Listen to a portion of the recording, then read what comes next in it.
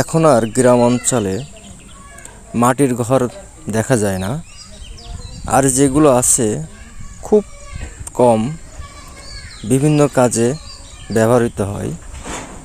এখন আর মানুষ মাটির ঘরে বসবাস করে না, এখন মাটির ঘরে বসবাস করে ছাগল, হাঁস, মুরগি, পোষা প্রাণীগুলো। ঠিক তেমনই এই ভাই মাটির ঘরটা ব্যবহার করেছে গৃহপালিত পশু ছাগলের জন্য।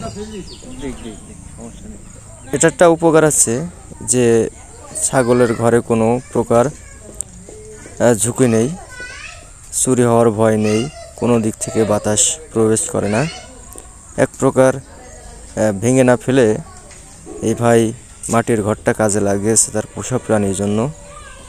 এগুলো একটা ইতিহাস। আগে দেখতাম ছোটোবেলায় যে গ্রাম অঞ্চলের মাটির ঘরগুলো মানুষ বসবাস করত।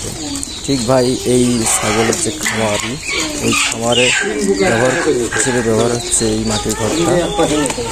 ছাগলও বেশ অনেকগুলো এবং ভালো মানের ছাগল দেখতে পাচ্ছি আমরা।